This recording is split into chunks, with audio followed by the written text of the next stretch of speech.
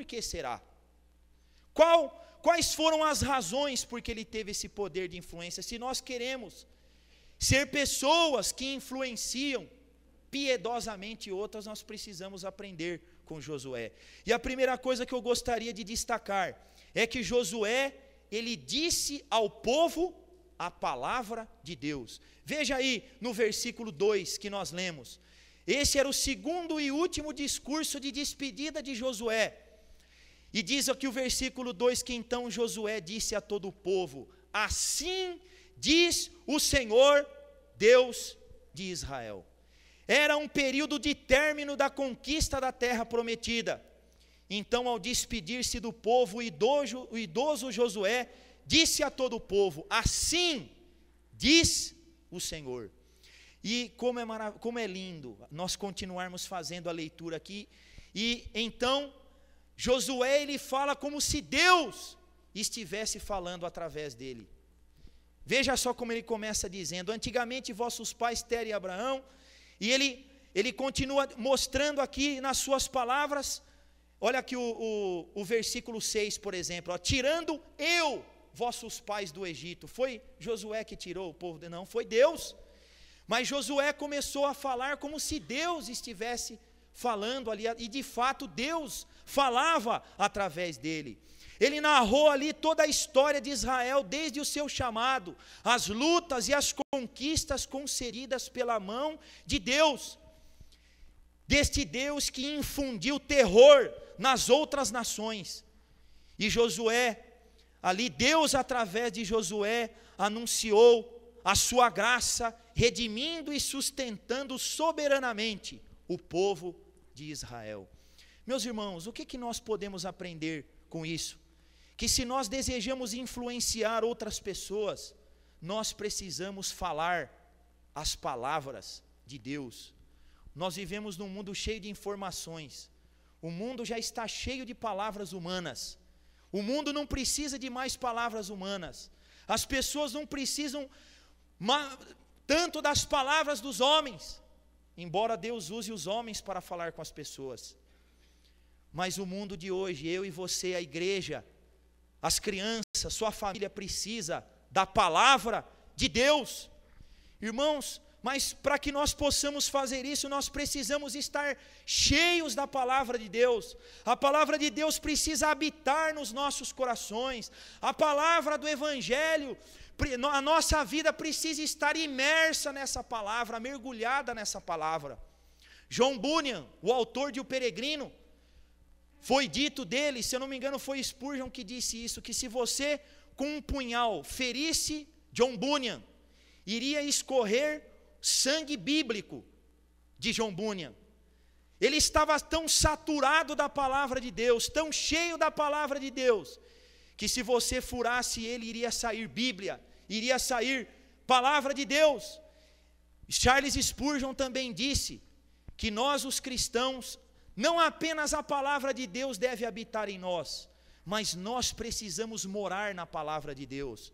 Nós precisamos habitar na palavra de Deus e utilizar essa palavra nas nossas conversas, na educação dos nossos filhos, no nosso relacionamento conjugal e no nosso trato diário com as pessoas.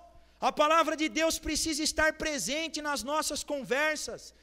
É em torno dela que deve girar as nossas orações, nosso louvor, nossa pregação, nossa meditação e todas as nossas ações. Por que Josué disse a palavra de Deus? Porque lá, quando Deus o chamou e colocou ele à frente do povo, o que Deus disse para Josué? Josué, medita na lei, de dia e de noite, para que você faça conforme tudo que está escrito no livro dessa lei. Não temas, esforça-te, eu vou ser com você. E Josué meditou na lei do Senhor. Ele estava carregado da lei do Senhor. Meus irmãos, por que nós devemos fazer isso? Porque a palavra de Deus, ela é muito diferente das nossas palavras. A minha palavra eu falo aqui, ela cai aí. Mas a palavra de Deus, céus e terra passarão, mas as palavras do Senhor não passarão. A palavra de Deus é inspirada, ela foi soprada por Deus. Diz o apóstolo Paulo: toda a escritura é inspirada por Deus e útil para o ensino, para a repreensão, para a correção, para a educação na justiça, a fim de que o homem de Deus seja perfeito, seja completo e perfeitamente habilitado para toda boa obra.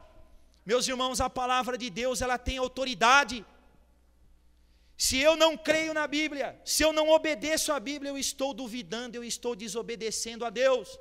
O dia que nós colocarmos a palavra de Deus em descrédito, nós também vamos estar colocando Deus em dúvida, vamos estar colocando Deus em xeque, porque esta Bíblia que você tem nas suas mãos, ela é a palavra de Deus que é necessária para a nossa salvação. É pela fé e é pela pregação da palavra que a fé vem aos nossos corações. Nem só de pão viverá o homem, mas sim de toda a palavra que sai da boca de Deus. Meus irmãos, essa palavra é suficiente. Você não precisa de conselhos humanos, você não precisa de filosofias humanas, você não precisa de coisas inventadas pelos homens. Você tem a palavra poderosa e suficiente de Deus. E ela é poderosa, através dela você, e somente dela ela é suficiente para que você conheça Deus, sua glória, seu poder. Ela é suficiente para que você aprenda o caminho da salvação. Ela é suficiente para que você possa educar os seus filhos. Ela é suficiente para que você possa se tornar um homem e uma mulher de Deus vitoriosos e que aprendem a agradar a Deus em qualquer circunstância da sua vida. Meus irmãos, essa palavra ela tem poder de transformar os homens. Ela é luz para o caminho, ela é o nosso espelho, ela é o espelho que nos transforma de glória em glória, ela é a água que purifica, ela é a espada que penetra os nossos corações, ela é o martelo que esmiuça as mentiras de Satanás, ela é o fogo que consome toda a palha, ela é a bomba, ela é o projétil que destrói as fortalezas de Satanás, ela é a semente incorruptível pela qual as almas são geradas para a vida eterna. Meus irmãos, quando a palavra, quando o evangelho, ele é a base das nossas conversações, então nós estamos mostrando quem realmente é que governa as nossas vidas. Quando um pai vai repreender o seu filho que está mentindo, ele chega: filho, não minta. Mas como é diferente quando o filho chega para o seu pai e diz: filho, você não pode mentir, porque Deus disse na sua palavra: não darás falso testemunho, não mentirás. E quando nós mostramos a palavra de Deus para os nossos filhos, nós estamos mostrando que quem manda na casa e quem educa não somos nós, mas é Deus, através da sua palavra. Meus irmãos, quando nós falamos a palavra de Deus, é Deus que fala por nosso intermédio. Quando a gente começa a falar coisa nossa, opinião nossa, conselho nosso, aí não é, são opiniões humanas. Mas quando nós falamos a palavra de Deus, é Deus que está falando por nosso intermédio. Enquanto um pregador expõe a palavra de Deus, é Deus que está falando através dele. Olha só que responsabilidade e que autoridade para quem prega e para quem ouve, né? Para quem ouve. Meus irmãos, e isso não é só no púlpito, mas isso é na nossa vida também. Que Deus possa falar através de você e através de mim, enquanto nós fazemos ecoar os princípios da palavra de Deus, fazemos ecoar o evangelho. Você conhece o evangelho? Você sabe o que é o evangelho? Você tem ensinado o evangelho aos seus filhos? Você tem ensinado o evangelho aos seus amigos, seus parentes, seus colegas? Irmão, porque a palavra, ela também é o evangelho. A Bíblia é o evangelho. E nós precisamos ter o evangelho presente na nossa vida. Todos os dias nós precisamos do evangelho. A segunda coisa que nós aprendemos aqui é que Josué, além de falar ao povo a palavra de Deus, Josué desafiou o povo a servir ao Senhor. Olha lá o versículo 14. Agora, pois, temei ao Senhor e servi-o com integridade e com fidelidade, deitai fora os deuses aos quais serviram vossos pais da além do Eufrates e no Egito, e servi ao Senhor. Porém, se vos parece mal servir ao Senhor, escolhei hoje a quem sirvais, se aos deuses a quem serviram vossos pais que estavam da além do Eufrates, ou aos deuses dos amorreus, em cuja terra habitais. Chegou o momento em que Josué ele colocou o povo diante de uma bifurcação, diante de uma escolha. Josué não queria partir sem esperar uma resposta concreta daquele povo, de que mesmo depois da sua partida, eles iriam continuar servindo ao Senhor. Ele não se preocupou, como muitas vezes nós hoje, em seguir a etiqueta, ou em sermos politicamente corretos. Não vamos ofender ninguém, não vamos incomodar ninguém, não vamos estar importunando ninguém, não. Vamos só que a gente fala a palavra de Deus aqui, pronto. Josué não era desses homens, e Deus não quer que nós também sejamos desse tipo de homens e de mulheres.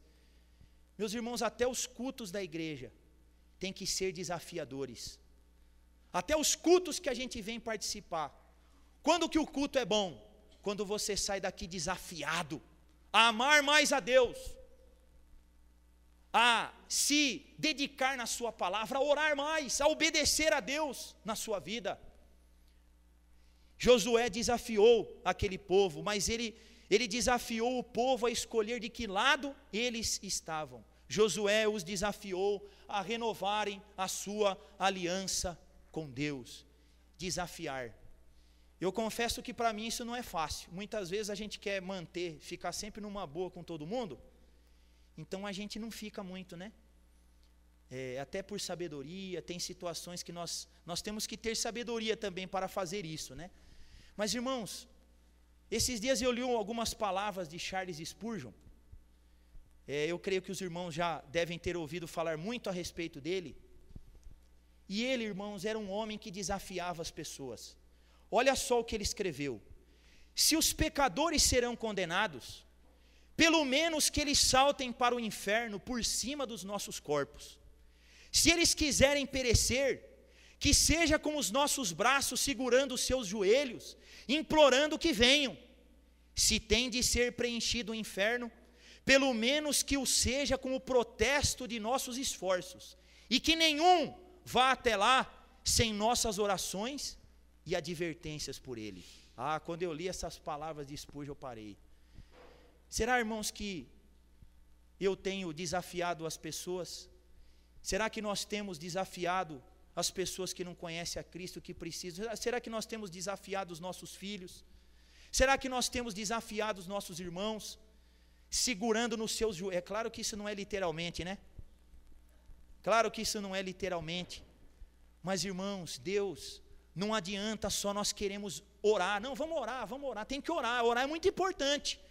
Se eu não orar, eu não posso desafiar.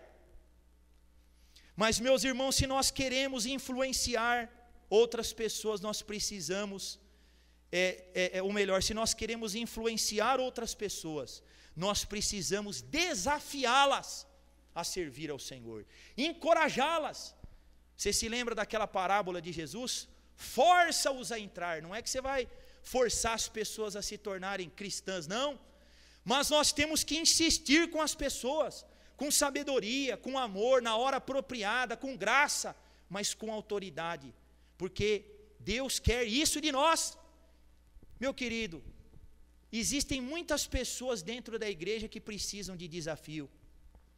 Tem pessoas que ficam anos e anos sem se decidir, sem pular do muro, sem realmente assumir um compromisso com o Senhor. E se você é essa pessoa, é com você mesmo que eu estou falando. E eu gostaria de desafiar você nesta noite. A quem é que você vai servir? Essa decisão você não pode tomar amanhã. Você vai preferir servir os deuses que o mundo, as pessoas dessa terra servem? Ou você vai servir ao Senhor? Hoje você precisa tomar uma decisão. Hoje você precisa fazer uma escolha. Hoje você precisa tomar uma decisão na sua vida. Se é que você quer ter a vida eterna, se é que você quer ter paz com Deus, se é que você quer ter segurança, paz, certeza. Se você quer se reconciliar com o Senhor, você precisa tomar uma decisão na tua vida hoje. Jovem, moço, moça, você de cabelo branco, você que já está na melhor idade, você que já desde criança vai na igreja, será que você não está enganado, não? Você já teve um desafio na tua vida? Meus irmãos, porque no dia em que Cristo voltar, vai subir quem pulou do muro. Só que quem pulou do lado certo, né? Do muro. Quem pulou do lado certo do muro, pulou para o lado de Cristo, né? Uma vez eu escutei uma ilustração muito interessante, que havia um homem em cima do muro, e de um lado, a igreja, os pastores, os apóstolos e os homens de Deus, gritando: desce, desce, desce, pula, vem para o lado de cá, nós estamos esperando você, não deixa para amanhã, não demora. Só que aí do outro lado, lá estava o inferno, os demônios fazendo churrasco, conversando, brincando, se divertindo, nem preocupado com ele lá em cima do muro. Aí então, vinha passando um demônio lá do lado do muro, e o rapaz perguntou: escuta, por que desse lado aqui da igreja tem tanta gente gritando, me chamando para ir de lá, para pular do lado de lá, e vocês aí não estão nem um pouquinho preocupados? Aí ele respondeu: não é, porque o muro é nosso aqui também. O muro também faz parte desse lado. Então, irmãos, não dá para ficar em cima do muro. Não dá para nós ficarmos em cima do muro. Você não pode ficar em cima do muro. Você precisa se arrepender. Você precisa se converter, você precisa se humilhar aos pés de Cristo.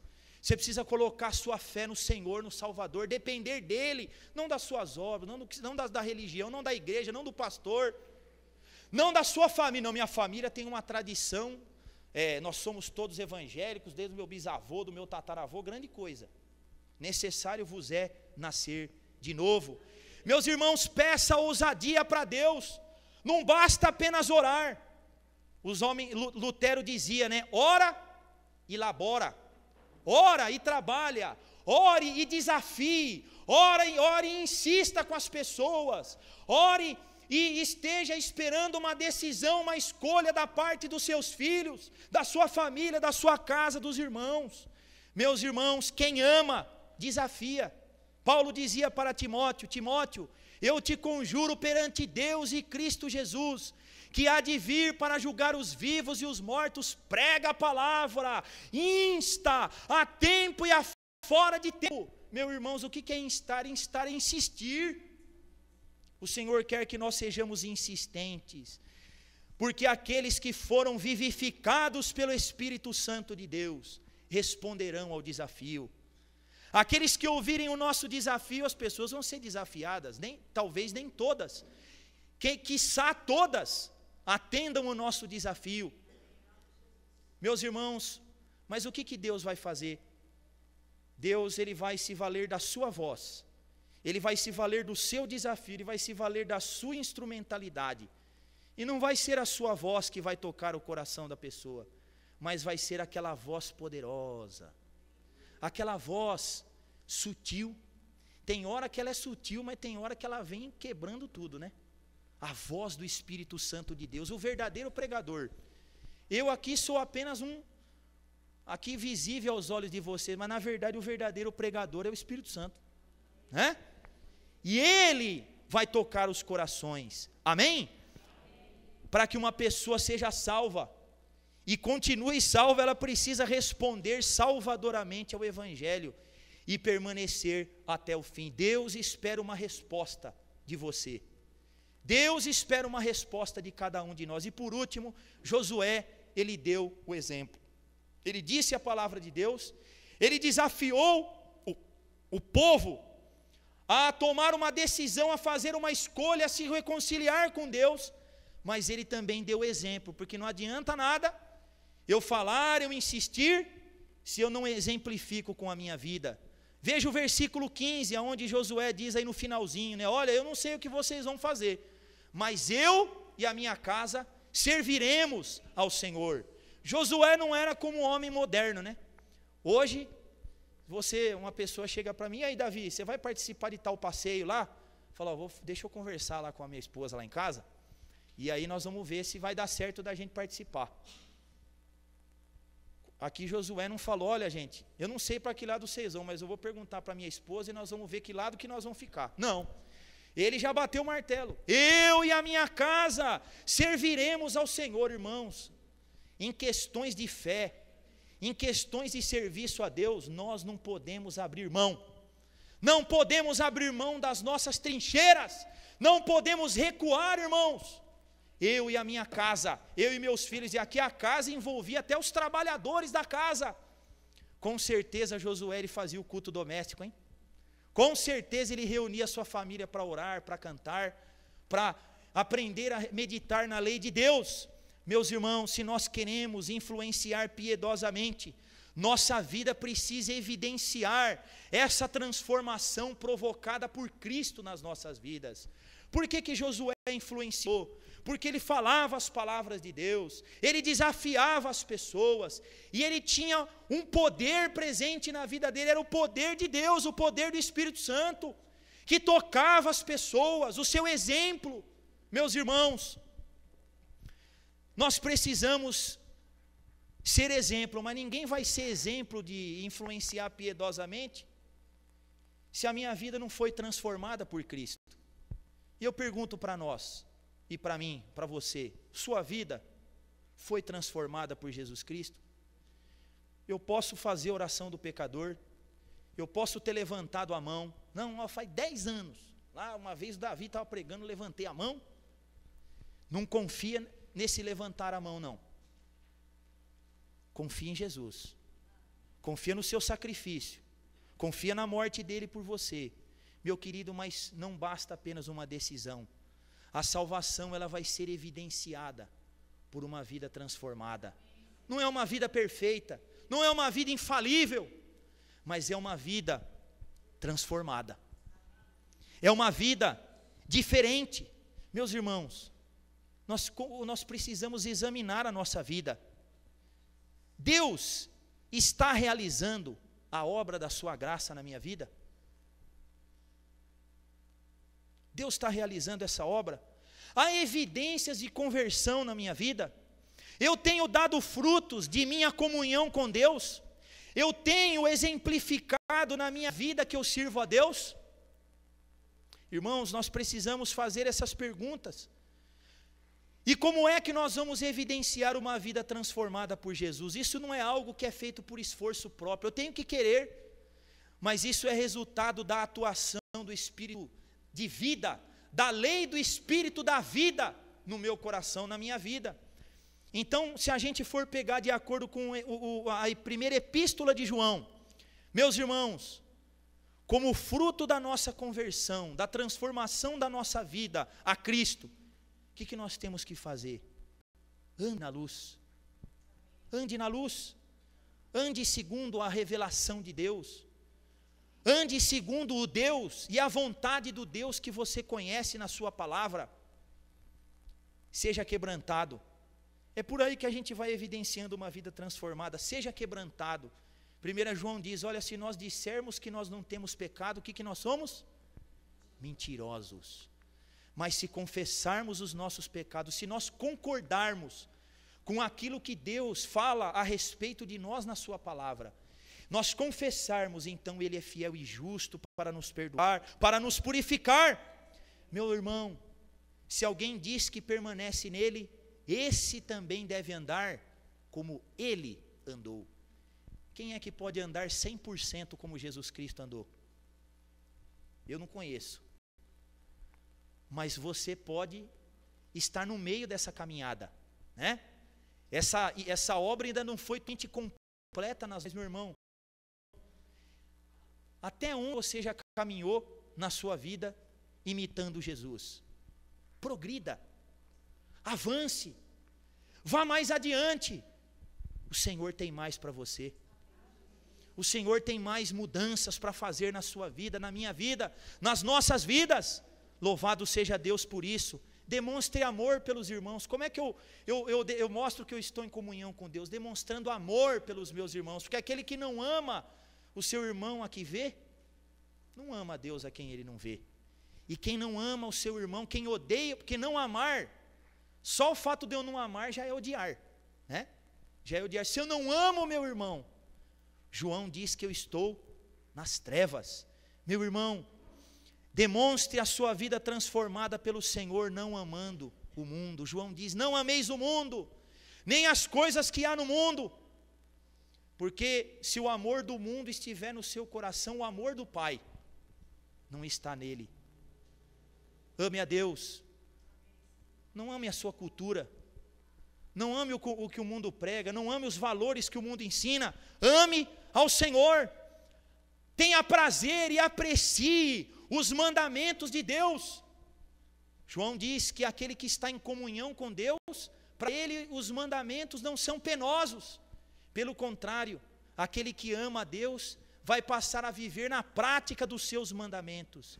Meu irmão, não viva na prática deliberada do pecado. Eu não sei como se encontra o seu coração nesta noite, mas talvez possam ter pessoas aqui que estão presas em pecados, que estão presos em comportamentos, em atitudes pecaminosas, e que não têm conseguido se libertar disso. Meu filho, para. É hora de você parar. É hora de você sair desse caminho, que esse caminho é de morte. Meu filho, minha filha, venha a Jesus Cristo. Ele tem o poder para te libertar, Ele tem o poder para quebrar os grilhões que prendem a sua vida. Ele tem poder para te libertar de todo pecado, de todo pensamento, de todo comportamento pecaminoso. Ele tem esse poder. Mas você precisa vir a Cristo, você precisa derramar a sua vida aos pés do Senhor Jesus. Meu irmão, porque quando nós somos regenerados, perdoados, salvos por Jesus, é aí que nós podemos influenciar piedosamente. O que é piedade? A piedade é, resumindo bem resumidamente, né? É nós termos um relacionamento correto com Deus por meio de Jesus Cristo. E por este relacionamento vivermos uma vida correta, uma vida santa, uma vida de fé em Jesus, uma vida de amor a Deus. Meus irmãos, nós precisamos dar o exemplo, mas só aqueles que foram regenerados, transformados, que estão vivendo uma vida nova, é que vão poder dar esse exemplo. Meu irmão, terminando, abra o seu coração para Cristo, para que Ele transforme a sua vida. Quando a gente escuta uma palavra assim, pelo menos a gente começa a ver em quantas coisas nós falhamos, nós erramos, nós tropeçamos. Mas isso não é motivo para você baixar a cabeça e perder as esperanças. Não, abra o seu coração para Cristo, e Ele vai transformar a sua vida. Se humilhe, dependa diariamente de Jesus e da sua graça. Irmãos, o padrão da palavra de Deus é alto para nós. Por que Deus estabeleceu um padrão tão alto para a nossa vida? Porque Ele quer que nós dependamos dEle, porque Ele quer que nós nos humilhemos diante dEle, e Ele vai nos fazer viver na sua graça, Ele vai nos fazer viver de forma que nós venhamos a influenciar outras pessoas para o Senhor. Se você falhar, corra para o trono da graça de Deus, lá há perdão, lá há restauração. Seja forte e corajoso, e influencie, não pare de influenciar as pessoas para Deus. Se você desanimou, se você parou no meio do caminho, se levante, porque o Senhor teu Deus é contigo, e Ele vai usar a tua vida, Ele vai usar você, essa é a vontade dEle. Fale a palavra, desafie as pessoas, e seja um exemplo de tudo aquilo que você diz. E para nós terminarmos, eu queria ler uma ilustração muito interessante. Conta-se que durante o almoço num clube, Sir Harry Lauder relatou o incidente seguinte, para ilustrar o poder da influência. Certa noite, dizia ele, eu observava um homem, um velho acendedor de lampião de gás. Quem é da época que ainda não tinha luz elétrica, né? Aqui em Bauru tinha isso. Tinha um homem que ia acender os lampiões das ruas. E ele vinha segurando uma tocha colocada em longa vara. Eu não podia ver o velho homem, disse Sir Harry. Estavam completamente tenebrosos os pés dos postes de luz. No entanto, eu sabia onde ele estava pela fileira de luzes que ele deixava atrás de si. Não importa se não somos pessoas importantes aos olhos do mundo, porém, é imprescindível que ao passar ao longo dos caminhos da vida, geralmente escurecidos, cada um de nós seja uma tocha que transmite o Espírito iluminador de Cristo. Ele é a luz do mundo, e nós somos nele também a luz do mundo. Assim, brilhe a vossa luz diante dos homens, para que eles vejam as vossas boas obras e glorifiquem ao vosso Pai que está nos céus. Vamos orar. Senhor, obrigado pela tua palavra. E nós te pedimos, ó Deus, que o Senhor continue aplicando esta palavra nos nossos corações. Fala, Senhor, e usa-nos, ó Deus, na nossa geração e nas gerações posteriores. Usa a minha vida, usa cada irmão neste lugar, usa esta igreja, Senhor. Usa cada irmão no seu posto de trabalho, no seu lugar na sociedade. Usa-nos, ó Deus, para com as nossas crianças, que nós possamos, ó Deus, influenciar as suas vidas, falando a sua palavra, desafiando as pessoas, ó Deus, e vivendo uma vida verdadeiramente transformada pelo Senhor. É em nome de Jesus que nós oramos e agradecemos. Amém. Glória a Deus. Amém. Que Deus abençoe os irmãos. Eu não sei se há mais vai. Eu creio que não, né? Então, meu irmão, que Deus te abençoe, que a graça do Senhor Jesus Cristo sejam com todos vós. Amém? Não saia sem dar um abraço no seu irmão.